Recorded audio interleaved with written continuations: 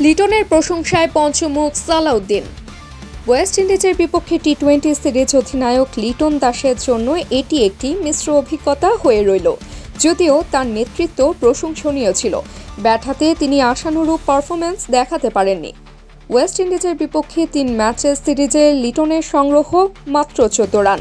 তবে ব্যাটিংয়ে ব্যর্থতার সত্ত্বেও তার অধিনায়কত্ব নিয়ে প্রশংসা করেছেন জাতীয় দলের সিনিয়র সহকারী কোচ মোহাম্মদ সালাউদ্দিন। সালাউদ্দিন ম্যাচ পরবর্তী এক সাক্ষাৎকারে লিটনের নেতৃত্বের গুণাবলী তুলে ধরে বলেন, অধিনায়ক হিসেবে লিটন অসাধারণ। আমরা যখন প্রথম তাকে কুমিল্লার অধিনায়ক করেছিলাম তখন অনেকেই সমালোচনা করেছিলেন, তবে আমি সবসময় গভীর চিন্তাভাবনা করেই সিদ্ধান্ত নেই।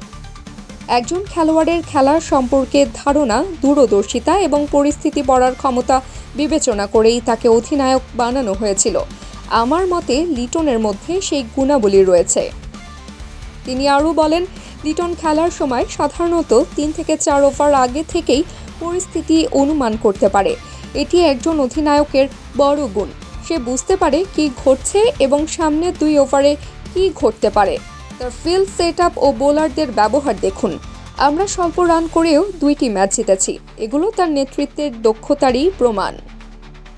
ব্যাট হাতে সাম্প্রতিক সময়ের ব্যর্থতা নিয়ে কোচ সালাউদ্দিন বলেন, যে কোনো ব্যাটারের খারাপ সময় আসতে পারে, তবে টেকনিক্যাল কোনো ত্রুটি আমি লিটনের মধ্যে দেখছি না। আমার বিশ্বাস সে দ্রুত এই পরিস্থিতি থেকে বের হয়ে আসবে। লিটন বাংলাদেশের অন্যতম সেরা ব্যাটার, সেটা যে কোনো ফরম্যাটেই হোক, তাই এটি নিয়ে আমি খুব বেশি চিন্তিত নই।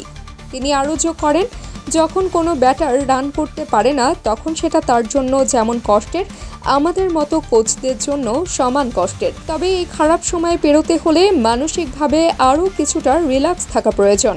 আমি নিশ্চিত লিটন খুব দ্রুতই নিজের স্বরূপে ফিরে আসবে।